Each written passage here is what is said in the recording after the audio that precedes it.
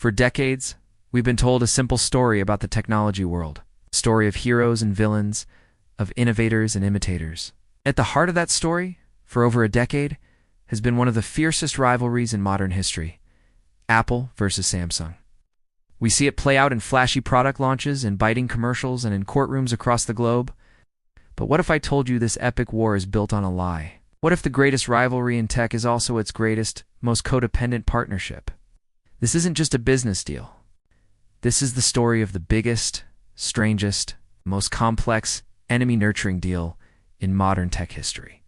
A multi-billion-dollar paradox, where two sworn enemies are locked in an embrace they can neither escape nor survive without. This is the story of the handcuff of the century. To understand this paradox, you have to understand a fundamental, almost absurd truth. Apple and Samsung cannot thrive without each other. Every time an iPhone is sold, a portion of that money flows directly into the coffers of its biggest competitor. Apple is, in essence, funding the very rival that seeks to dethrone it. This twisted relationship didn't just appear overnight. It was forged in the fires of personal animosity and corporate warfare. The feud ignited in 2010. It was then that a furious Steve Jobs, seeing the rise of Android smartphones that mirrored his iPhone, declared a thermonuclear war on what he considered a stolen product, and his primary target was Samsung.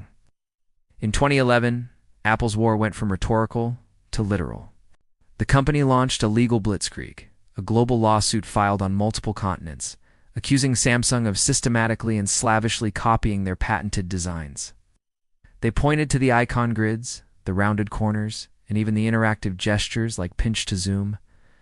To Apple, this was not competition. It was theft. The climax of this initial assault came in 2012.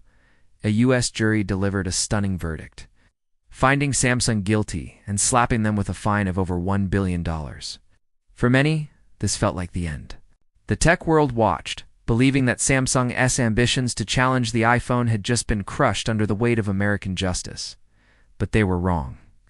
That billion-dollar verdict wasn't the end of the war. It was merely the opening shot of a brutal, 7-year legal battle that would span the entire globe. What followed was dubbed the greatest nuclear war in tech history. Both giants poured hundreds of millions into legal fees, filing suits and countersuits in dozens of countries. Publicly, they mocked each other in ads. Privately, their lawyers waged a relentless, attritional campaign.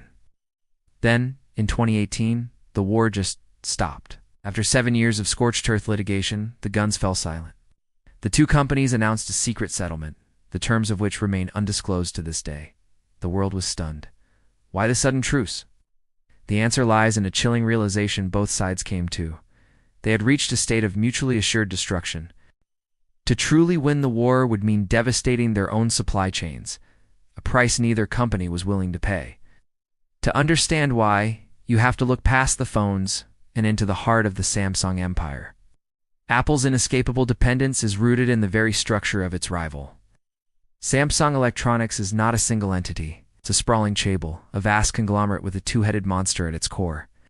On one head, you have Samsung Mobile, the division that makes the Galaxy phones and stands as Apple's most direct and formidable competitor. But the other head is the source of Apple's predicament: Samsung Display and Samsung Semiconductor. This is the part of the empire that manufactures the world's most advanced components, the very components Apple needs to build its magical devices. This dual identity creates a vicious, inescapable loop for Apple.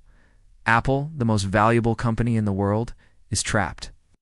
It uses its immense profits to pay Samsung billions of dollars for essential parts. That money then flows through the Samsung empire, directly funding the research and development of Samsung Mobile. This means every dollar Apple spends on its own supply chain is, in part, a dollar that helps its rival develop the next generation of features designed specifically to outperform the iPhone. This bizarre dependency was cemented when Apple decided to make a monumental leap for the iPhone X, the switch to OLED screens. OLED offered deeper blacks, richer colors, and a level of quality that was essential for Apple's new premium vision. The problem? In 2017, only one company on the planet possessed the technology, the quality control, and the sheer production capacity to manufacture tens of millions of these high-end screens. Well, that company was Samsung Display. Of course, Apple, a master of supply chain management, tried to break free. They knew the danger of relying so heavily on a single hostile source.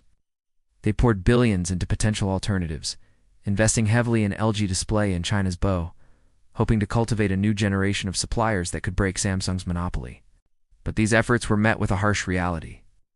LG struggled with quality control on a mass scale, and early attempts with Bo led to logistical disasters and failed standards. Each time, Apple was forced to retreat, tail between its legs, back to the only partner that could deliver the goods, Samsung. Samsung wasn't just selling screens. It was selling stability, reliability, and unparalleled production volume. This reliability came at a staggering cost, locking Apple into a costly reliance it desperately wanted to escape, but simply couldn't. Starting in 2019, the consequences of this relationship became starkly visible. Fueled by the river of gold flowing from Cupertino, Samsung underwent a dramatic transformation. It was no longer just a follower, a fast imitator chasing Apple's innovations. It became a pioneer in its own right.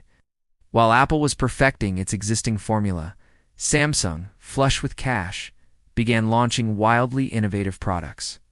It introduced the world to the first commercially successful foldable phones, a category that Apple has yet to enter. It pushed the boundaries of camera technology with astonishing zoom capabilities and advanced sensors, forcing Apple into a game of catch-up. The student had, in many ways, become the master, funded by the master itself. But Apple is not a company that accepts defeat. It plays the long game. Strategy to break free from Samsung's grip is a patient, two-pronged attack that has been years in the making. At first, there's the silicon. By developing its own custom chips, the A series for the iPhone and the revolutionary M series for its Max-Apo has systematically severed its reliance on chip makers like Intel, and to a lesser extent, Samsung's semiconductor division. This gives Apple total control over its product's performance and future roadmap. The second, more ambitious prong is the display. For years, Apple has been quietly investing billions into a next-generation technology called micro-LED. This is Apple's endgame for the display. If successful, micro-LED could offer a future where Apple manufactures its own screens, or at least controls the technology so tightly that it can finally, once and for all, cut the cord with Samsung Display. This complex, intertwined relationship is best described as a classic Cold War balance of destruction. The two superpowers of the tech world are locked in a standoff. Apple cannot afford to destroy Samsung because doing so would cripple its own production and halt the iPhone assembly lines overnight. Samsung in turn cannot afford for Apple to fail, as the iPhone maker is its single largest and most profitable client for its components division. Losing that business would be a catastrophic blow to the entire Samsung empire. They are two fighters in a clinch, unable to land a knockout blow without taking themselves down in the process. In the end, this isn't a story with a clear hero or villain. It is the story of a global duopoly, a two-headed monster that has come to dominate the landscape of modern technology. Apple and Samsung are locked in a perpetual dance of enmity and dependence, a symbiotic rivalry that has defined an era. They will continue to sue each other, mock each other, and compete fiercely for every last customer. And all the while, behind the curtain, the money will continue to flow from one to the other. They profit together, they innovate against each other. They will continue to hate each other's very existence, forever bound by the golden handcuffs of their own success.